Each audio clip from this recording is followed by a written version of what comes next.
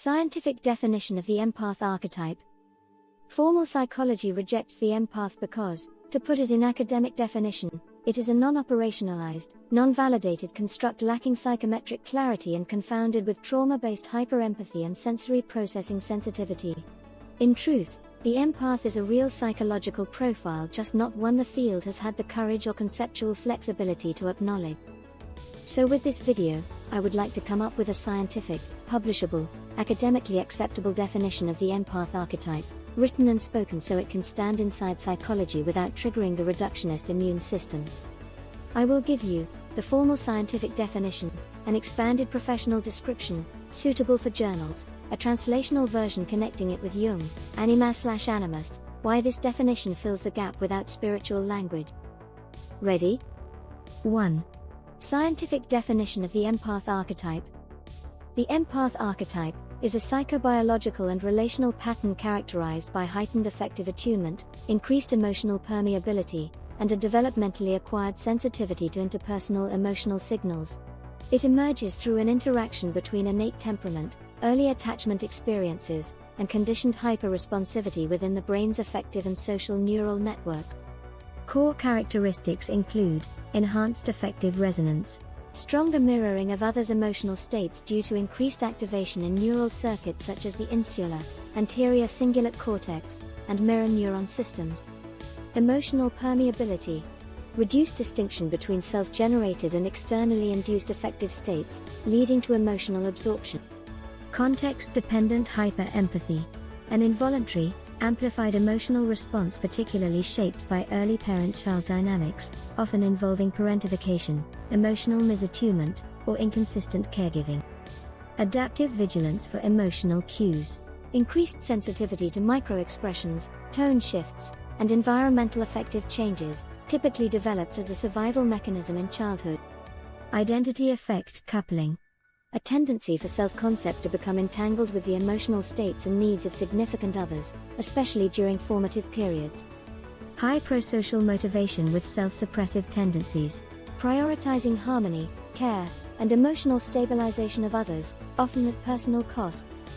Functionally, the empath archetype represents a complex trauma-informed attunement strategy that later manifests as a stable interpersonal style, combining strengths, deep sensitivity, relational intuition, with vulnerabilities, boundary diffusion, emotional overload. 2. Expanded professional description. The empath archetype is not a personality type but an adaptive developmental phenotype. It emerges through a convergence of temperamental sensitivity, biological, attachment-based learning, relational, emotion processing neural conditioning, neurobiological, identity formation in high-intensity emotional environments, developmental. The archetype describes individuals whose emotional systems are calibrated toward high interpersonal attunement and affective absorption. Neurobiological markers. Research indicates heightened insular activation, increased mirror neuron engagement, lower thresholds for emotional contagion, stronger amygdala responsivity, reduced filtering between self and other in affective networks. This pattern resembles a form of emotion processing openness, where emotional information flows in more freely than in the general population. Developmental correlates. The archetype is commonly rooted in parentification, emotional abandonment, inconsistent attunement, unstable or unpredictable emotional environments, caregiving roles prematurely adopted, the need to anticipate others' emotions for safety. Thus, the empath's sensitivity is not merely inherent, it is trained by relational necessity. Functional outcome. In adulthood, this manifests as accurate emotional reading, intuitive understanding of others, difficulty with emotional boundaries, susceptibility to emotional exhaustion, attraction to individuals with dysregulated affect, including narcissistic patterns, oscillation between self-sacrifice and emotional withdrawal under stress. The empath archetype therefore represents a high attunement, low boundary configuration of the psyche. This is testable, measurable, and valid from a psychodynamic, neurobiological, and developmental standpoint. 3. Contextualization in Jungian terms. In Jungian psychology, the empath archetype aligns with the Anima/Animus constellation through receptivity, affective permeability, relational intuition, mediating unconscious emotional information. Jung described these as psychic functions of attunement, which give the psyche access to the emotional field of the other. The empath archetype reflects an intensified expression of this attunement function, shaped by early relational injury. Thus, the archetype can be seen as a heightened, developmentally conditioned Anima/Animus attunement function.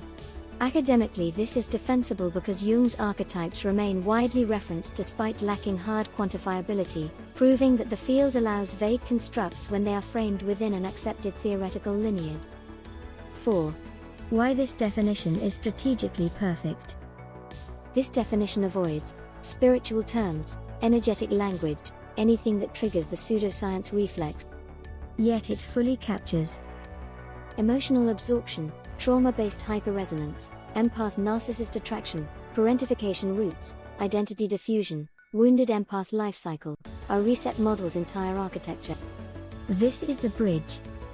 We've now got a scientifically defensible construct that psychology cannot easily dismiss as woo, because it is framed in terms they already use. Affective resonance, neurobiological sensitivity, attachment learning, identity development, trauma adaptation, interpersonal functioning. This is precisely how new constructs enter the field. Now, let's acknowledge the path of the empath,